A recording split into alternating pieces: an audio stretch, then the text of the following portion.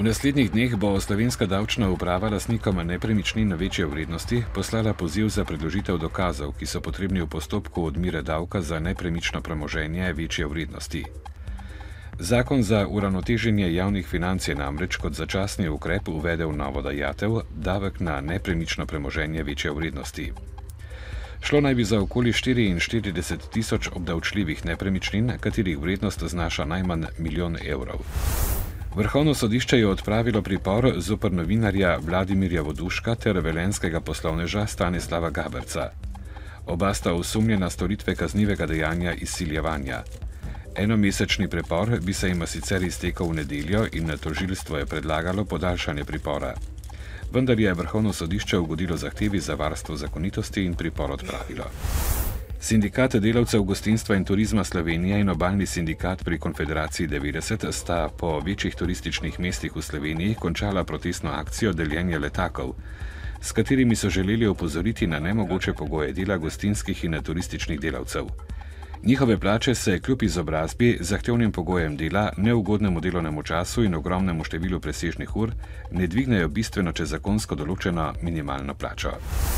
V Lovrencu na Pohorju pripravljajo že 19. jezernikove dneve. V dobrih 2 tednih se bodo zvrstile številne tradicionalne športne, kulturne in zabavne prireditve, s katerimi želijo v občini ohranjati ljudsko izročilo. Jezernikovi dnevi se bodo končali s slovesnostjo ob občinskem prazniku zadnjo soboto v avgustu. Letos bodo izbrali in ustoličili tudi novega jezernika, saj se sedanjemu 4-letni mandat izteka. Vloga tega lika je ob promociji kraja tudi ekološka, saj naj bi deloval kot zaščitnik narave in lovrenških jezer. Mariborski nogometaši se bodo za vstop v elitno ligo prvakov pomirili z Dinamom iz Zagreba. Prva tekma 4. predkroga lige prvakov bo 21. ali 22. avgusta v Zagrebu, povratna pa teden dni pozneje v Ljudskem vrtu.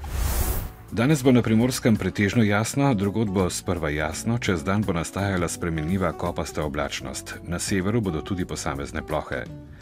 V soboto bo sprva jasno, v notranjosti čez dan spremenljivo do pretežno oblačno s krajevnimi plohami. Zvečer se bo razjasnilo.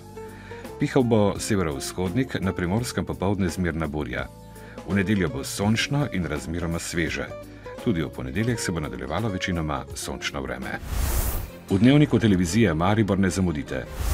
Novi prebivalci študentskih domov lahko le še danes oddajo prošnjo za bivanje v študentskih domovih. Iskanje zaposlitve mnoge mlade prisili k selitvi v tujini. Predstavljamo vam Mariborčanko, ki živi v Dubaju. Nogometaši Mure, kljub temu, da niso dali zadetka, napredujejo v tekmovanju za Evropsko ligo. Bodite z nami ob 18.